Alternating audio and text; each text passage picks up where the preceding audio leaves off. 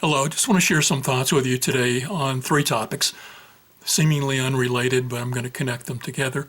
The first is the events unfolding in Minneapolis and the second shooting of an individual by federal agents who was essentially assassinated by them. The second thing I want to talk about is the love I get from my chocolate Labrador. And third is the choice point we are in our human evolutionary history as we move forward in what I'm considering a major turning point in our spiritual evolution. So those are the three things I want to discuss real briefly. I'm going to start with the chocolate lab. This morning as I got up, I meditated. I went into reading the paper. After that, drinking some coffee. At one point I got up and was walking out of the room, and my chocolate lab likes to turn over and show me her belly when she's lying on the floor. That's her invitation to pet her. And so I am a sucker for it. I'm going to stop and I'm going to pet her, almost 100% of the time. So as she stops and gives me her belly, I stop and I'm loving on her. And there's this wonderful feeling that I get whenever I'm petting Penny. And it's a feeling I think we all can acknowledge whenever we get to flow love, that we sense a connectedness to another person or another entity, and we share a loving moment with them. And so that moment with Penny this morning, which I have so many of them with her and with other people and pets and so forth, they're the blessings. One of the blessings of life is just that ability to flow love from me to that other individual and have that flow come back. It's a sense of connectedness. It's a sense of the beauty and perfection of this divine life in which we live. And it's a wonderful moment to experience. As we move forward, we can look at the events that occurred in Minneapolis yesterday. As I filmed this video, there was a second person killed yesterday in the federal raids that they're doing up in Minnesota. And of course, like all of you, saddened by this. And you look at it and you wonder, what could give rise to the agents being so cruel as to kill someone laying on the ground? What could give rise to their feeling that they could just harm somebody and take away their life? And then you think about the political people who support them, the ones who immediately go to explaining this as blaming the victim, saying that the victim did something wrong. And it's almost like, they want to tell us what to believe rather than believe what our eyes can see. So you've all seen the videos, I'm sure. And we all know that the stories that are coming out of our political people, the head of the Homeland Security and folks out of the White House, that they're driven by a desire to separate us, to get us into fear. And if you're like me, there's this sense that whenever I'm in fear or separation or anger, that is one of the worst feelings that I can have in this human experience. One of the worst things that I can call forth in any time has been that moment of just fear and anger and wanting to strike out and lash out. And so I have to wonder, what is it about the individuals who are leading forth this effort to divide us and to bring us into a state of fear, both at the leadership level and at the local level through the actions of the agents? What leads them to the point where they want to divide us and to stoke fear rather than to stoke love? Which would I rather have, that petting of Penny and the feeling of love and connectedness? Or would I rather have fear and anger towards another person? That brings us to the idea that we're spiritual beings who are moving through a human experience, something I often say in these videos and my writings. And one of the last articles I did on my website, which I'll link to in this video, was about the fact that we are at a major choice point in our spiritual evolution. It's something that I've been saying for many years. In fact, my first book I published, Be Yourself, Evolving the World Through Personal Empowerment, which I wrote back in 2012, was all about the fact that I saw our humanity being at a choice point in our spiritual evolution, and that we could choose to move to love or we could choose to move to hate. We could choose to move to unity and uplift the planet and create a world that works for everybody. Or we could choose a planet where we divide everybody up into hate and violence and divide us. And that I felt like ultimately humanity was called to love. It was called to unity. But that we could travel down a path for a much longer time where we are in fear and separation and doubt. And that the choice was up to us as to what we were going to do. So I know that all of you have felt the feelings of love, like I was describing with Penny.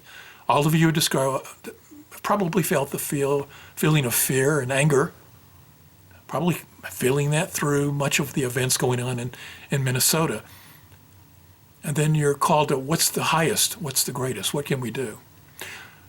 Well, as we look out at the people who are the leaders and the people who are on the ground, stoking fear and divisiveness, what we have to recognize is they too are spiritual beings, that they have moved into this human experience, and through whatever circumstances and experiences they move through in their life, they've obviously lived and moved through ones that have led them to feeling divided from life, feeling less than whole.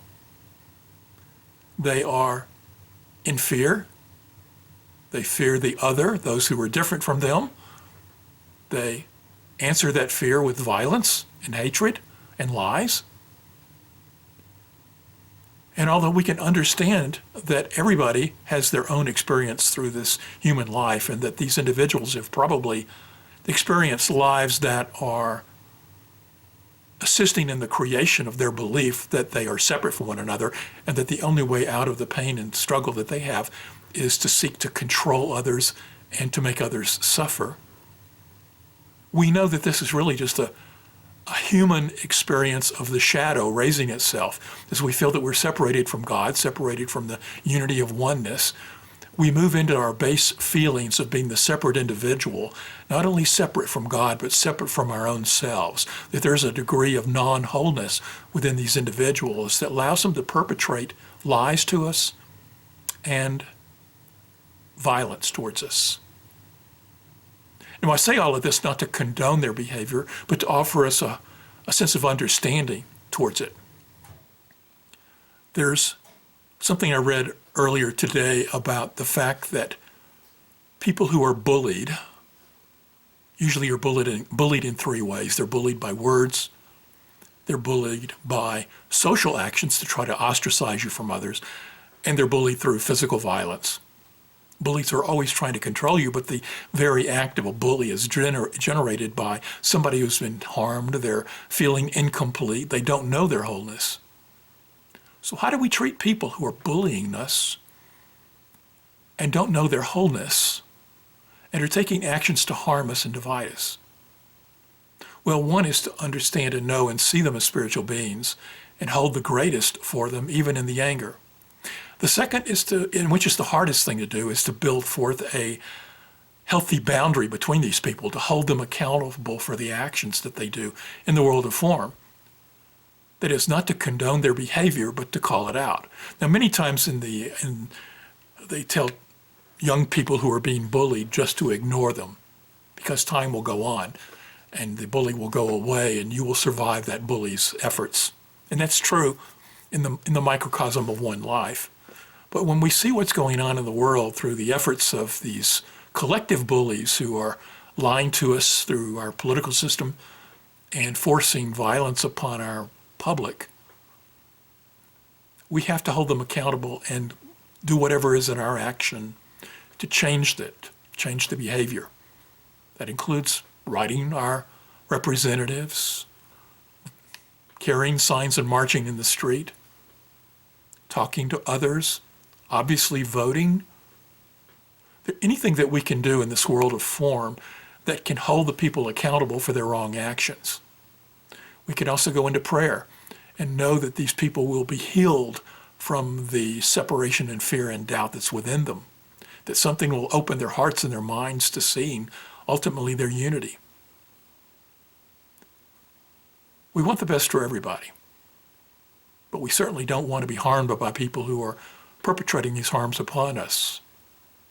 And so I think it calls upon all of us as individualized expressions of the one to stand up, to stand up to bullies, to stand up and take appropriate action in our own lives, to call out hatred and violence and lies. But it also calls us to move our heart to creating a world that works for everybody, to support those with love. You know, it said that the individual who was shot yesterday was assisting someone who had fallen on the ground. We're all called to see the people who are falling on the ground in every moment and to step up and assist them. There is our brother, our sister, another expression of this one life who is being harmed by another expression of this one life who is hurting and in fear and wounded. But we need to support one another in lifting each other up. And for those who are taking these inappropriate actions and wounding us, we need to find ways to change their behavior. If we can't change their hearts and minds, through actions to hold them accountable for their actions and all that we can do.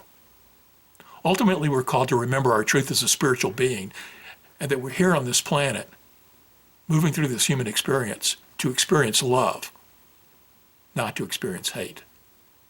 We're here to support each other, not to harm each other. The call is for each and every one of us in our own way to find what's mine to do and be in this moment so that we can bring more love to this planet and put an end to the violence, the separation, and the fear. Many of these people who are perpetrating it obviously were wounded in their youth, that they've moved through life experiences that have caused them to feel that they need to control and harm other people. That is sinning in the biggest expansive use of the word. We need to hold their sins accountable by voting them out of office and taking appropriate legal action. But in this, not ourselves move to a state of hate and fear and divisiveness, where we too retaliate with hate and violence. We fight hate with love, but with firm love that holds those who perpetrate fear and violence to pay for what they're doing.